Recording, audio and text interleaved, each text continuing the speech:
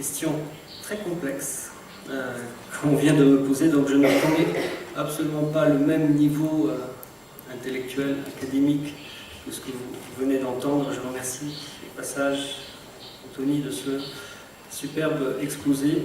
Alors nous autres journalistes, nous sommes des gens plus terre à terre. On a les mains un peu sales parce qu'on est dans la salle des machines. Et ce qui nous intéresse, c'est de, bien sûr, sortir un journal le lendemain, y compris le lendemain du 13 novembre, ce qui n'a pas été une chose facile. Donc je reviendrai à la question d'Irina, si vous voulez, un tout petit peu plus tard. Le fait d'intervenir en deuxième lieu me donne cet avantage de pouvoir déjà un peu commenter ce que j'ai entendu de la bouche d'Anthony. J'ai noté plusieurs mots sur les cibles. Je dirais presque que c'est toujours agréable d'entendre de l'autre bout de l'Europe des Bulgares dire « nous sommes aussi des cibles ».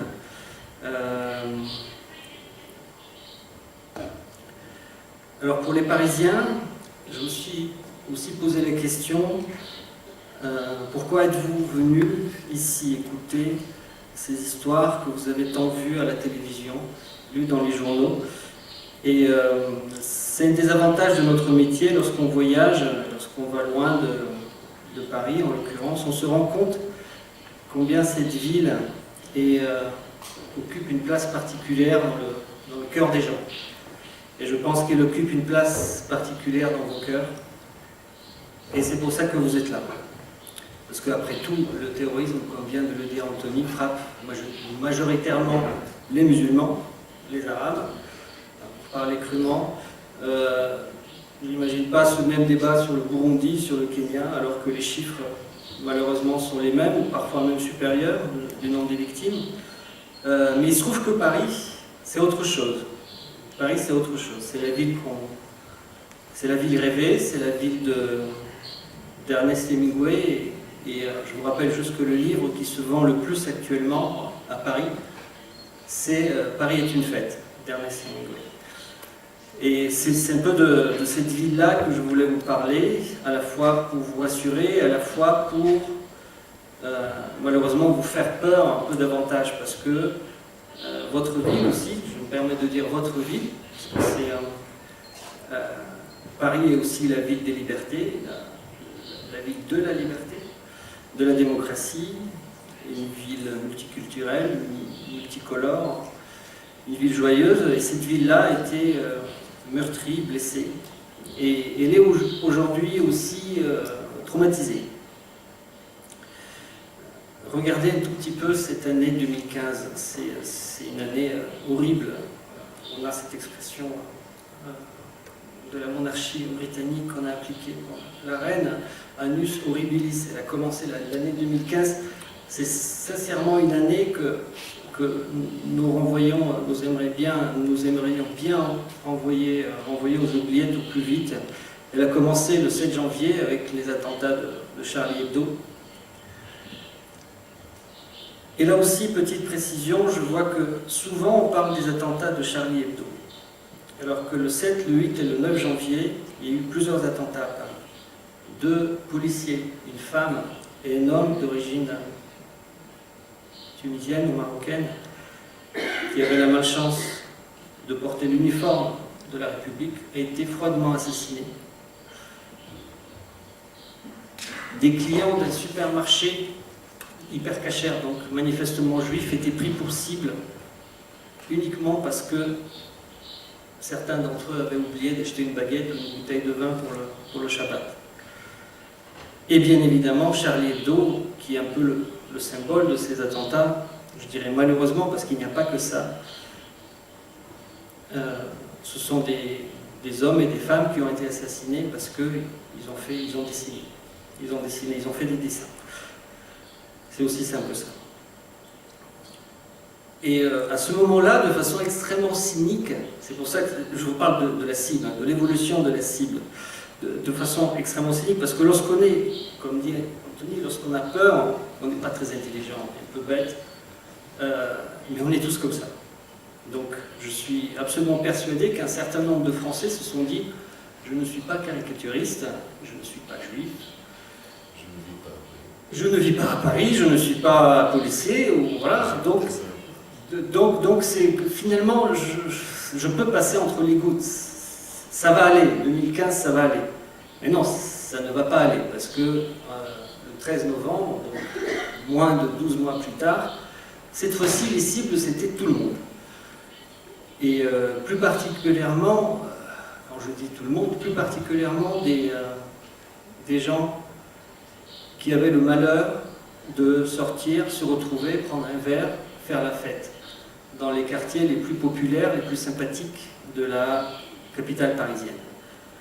Et donc c'était un vendredi où la météo était particulièrement clémente, particulièrement douce. Et je me pose la question, est-ce que ces attentats auraient été aussi meurtriers s'il avait fait juste plus froid, un temps normal pour la saison, tout simplement. J'y pense, j'y pensé aujourd'hui, depuis que je suis à Sofia, vous avez à la fois la chance et la malchance d'avoir très froid. Mais est-ce que ces attentats auraient eu lieu? Parfois ça tient à très peu de choses, la terreur tient à très très peu de choses. Et donc ce soir-là, il y avait à Paris une roulette macabre, une roulette russe de est-ce que vous allez sortir, est-ce que vous n'allez pas sortir, est-ce que vous allez retrouver des collègues après le travail, est-ce que vous allez vous mettre en terrasse, est-ce que vous allez vous mettre près de la fenêtre, est-ce que vous allez tout simplement passer sur le trottoir, comme les deux stagiaires de Courrier International, notre journal, qui rentraient à la maison en passant par un café, par le café, par la terrasse du café, et qui ont trouvé la mort comme ça, de façon complètement arbitraire. Donc cette cible-là a évolué, et comme dit Anthony, tout le monde est devenu la cible, nous sommes devenus la cible, le Parisien est devenu une cible idéale, tout simplement parce que, comme on l'a dit très vite, il est aussi le symbole de tout ce que ces gens détestent. Alors il y a des cibles meilleures que les autres, donc là, quand même, vous avez en face de vous une cible idéale, je suis à la fois journaliste, je suis parisien, et voilà, vous voyez mon nom a une coloration évidente hébraïque, donc je suis comme le Nescafé 3 en 1 pour les terroristes, une véritable aubaine. Donc je ne vous cache pas, là aussi, comme je vous ai dit, l'homme qui est face à la terreur ne réfléchit pas de façon très académique certains jours. Je ne vous cache pas que je me sens mieux à Sofia ou à Prague qu'à Paris. Voilà, c'est aussi simple que ça. C'est aussi ça, aujourd'hui, Paris. C'est une ville meurtrie, paralysée, bloquée par non pas par la peur, mais par des lourdeurs, les transports. Il ne se passe pas une journée sans qu'il y ait une alerte à la bombe, ou tout simplement une jeune femme qui s'évanouit. Les gens sont plus méfiants. Et en même temps, moi je fais ce travail à peu près depuis 96-17, et j'étais étudiant lorsque, en 1995, déjà à Paris, il y avait des attentats particulièrement meurtriers. C'était les attentats du métro, du RER, à Port-Royal. Voilà. Et c'était le djihad 0 ou 1, parce qu'aujourd'hui on parle de djihad 3G. Hein, vous savez, vous êtes certainement des experts en téléphonie, mieux que moi. Vous savez qu'on est aujourd'hui en téléphonie mobile à 4G, la 4e génération. Bien, le djihad, ils sont à la 3e génération. Donc la première génération, c'était 95. La deuxième, le 2G, c'était Al-Qaïda. Et la troisième, ce que les spécialistes, comme Gilles Kepel, appellent le djihad 3G, c'est Daesh. C'est Daesh et l'utilisation par Daesh de nationaux, hein, de Français. Certains, voilà, je dirais que vous et moi, mais certains sont même plus français que d'autres, qui sont là depuis bientôt 2 générations et qui se retrouvent embrigadés par leur propagande. Donc voilà sur la cible. Sur le profil des assaillants, je me permets juste là aussi de réagir un tout petit peu sur la différence qu'il y a eu entre la première vague d'attentats en janvier et ceux du 13 novembre. Donc Anthony a parlé de panique, de fuite. Alors, d'un point de vue purement policier ou judiciaire, on a établi aujourd'hui, c'est juste voilà, pour votre information, que les premiers, ceux qui ont attaqué Charlie Hebdo, ensuite Koulibaly, voulaient mourir les armes à la main. Et c'est ce qu'ils ont fait. On peut leur rendre, non pas un hommage, mais on peut leur rendre cette justice-là. Ils ont voulu mourir les armes à la main, ils l'ont fait, ils se sont pratiquement jetés sous les balles des forces spéciales, après avoir fait les dégâts que vous connaissez. Moi je connais, il se trouve que je connais, je travaille beaucoup avec ce secteur-là, qu'on appelle le secteur de la sécurité, donc policiers, militaires, gendarmes, et je peux vous dire c'est aussi particulièrement frustrant pour eux de ne pas avoir pu les neutraliser plus tôt. Donc ils ont choisi le timing, en fait, les terroristes ont choisi le timing de leur mort. Mais ils n'ont pas actionné des ceintures d'explosifs. Ça, c'était leurs successeurs, enfin, ceux qui sont venus après. Donc là, vous connaissez le processus. Je pense qu'en revanche, là, le scénario qu'a décrit Anthony se rapproche de ce que pensent les policiers, à savoir que la cible était le stade de France, et ensuite il y a eu, et le Bataclan bien évidemment, et ensuite il y a eu un élément d'improvisation. Mais là on avait affaire à deux niveaux en fait de terroristes. Les organisateurs, il y a quand même des gens qui ont voulu et tenu à prendre la fuite, à partir de façon extrêmement organisée, ont voulu se sacrifier, mourir en martyr en se faisant exploser. Donc là aussi, nous avons une espèce d'évolution dans la terreur, qu'il est non pas intéressant, mais utile, parce qu'on parle de ça, d'essayer quand même de se préserver et de combattre ce fléau. Donc nous avons une évolution assez particulière. Ensuite, sur l'Europe et la France. Alors écoutez, là aussi un constat, la question a été complexe, mais je vais y apporter, je vous ai promis une réponse simple, mais ensuite on peut développer bien évidemment. Moi je pense qu'en termes de terrorisme, de lutte antiterroriste, il y a un principe dans l'Union européenne, aussi contradictoire qui puisse être avec le mot union, c'est chacun pour soi. Lorsqu'on touche à cette menace-là, et surtout au renseignement, le travail de renseignement, c'est la chasse gardée. Il y a énormément d'organismes de coopération, de réunions, mais au fond, je vous garantis, enfin mon impression, qui est parfois une conviction, c'est que dans ces cas-là, il n'y a pas d'alliance atlantique, il n'y a pas d'OTAN, il n'y a pas ce que fait l'Europe et les États-Unis dans le domaine militaire, dans le domaine de l'antiterrorisme, il n'existe pas. Par exemple, les anglophones, le monde anglo-saxon, les États-Unis, le Canada, la Grande-Bretagne, l'Australie et la Nouvelle-Zélande ont mis des organismes beaucoup plus discrets et extrêmement plus efficaces de partage d'informations en matière de renseignement et de lutte antiterroriste que les Européens. Rien que sur le mot « guerre » qu'a utilisé le soir même des attentats le chef de l'État français, même sur ce mot-là, rien que sur ce mot-là, l'Allemagne a immédiatement buté dès le lendemain, pour des raisons que vous connaissez, des raisons historiques. Les Allemands ne se sont pas, entre guillemets, embarqués dans la guerre française, parce que l'Allemagne ne veut plus partir en guerre depuis 1940. Peut-être une bonne nouvelle. Mais c'est comme ça, donc rien que sur ce mot-là, il y a eu déjà un couac. Et je pense qu'on peut ensuite en discuter autant que vous voulez, mais dans ce cas-là, le principe du chacun pour soi prévaut dans les pays de l'Union européenne.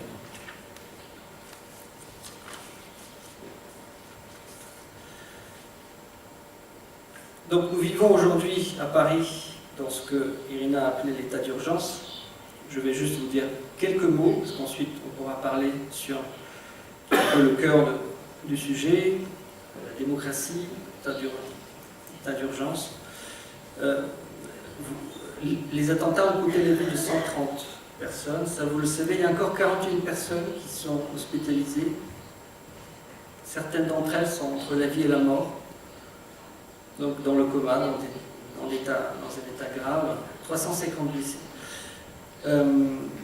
Donc si je vous dis ça, de façon un tout petit peu dramatique, un tout petit peu solennelle, c'est que moi l'état d'urgence ne me dérange absolument pas. Je suis journaliste, je n'ai jamais été, pendant ces 3 derniers mois, je l'espère, et j'espère que je ne le serai pas dans les mois qui suivent, parce qu'il sera certainement prolongé.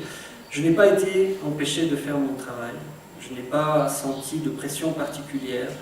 Je sais que cet état d'urgence est traduit par plus de police et moins de justice, pour l'instant, plus de Cazeneuve et moins de Taubira, hein, pour laisser les ministres français, mais c'était déjà le cas avant, donc c'est pas si grave que ça pour l'instant. Il y a des facilités pour mener des perquisitions qui sont données à la police. Il y a des assignations à résidence, dont certaines ont été polémiques parce qu'elles ont touché des militants écologistes pendant la grande réunion, la COP 21, la grande réunion sur le climat à Paris.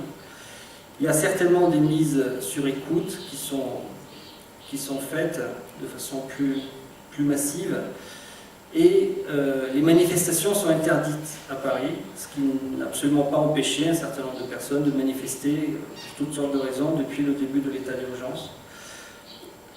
Lorsque cet état d'urgence, en fait, l'état d'urgence dont on parle aujourd'hui, il est régi par une loi d'avril 1955. C'est une très vieille loi qui a été réchauffée et remise en circuit. Et juste un point que moi je trouve très positif, dans cette loi, il y avait un certain nombre de dispositions sur la liberté de la presse, parce qu'on est en 1955, qui impliquait un contrôle accru sur les journalistes, qui donnait plus de pouvoir aux policiers pour questionner, perquisitionner des journalistes, qui donnait un droit de regard aux autorités sur ce que allaient publier les journaux.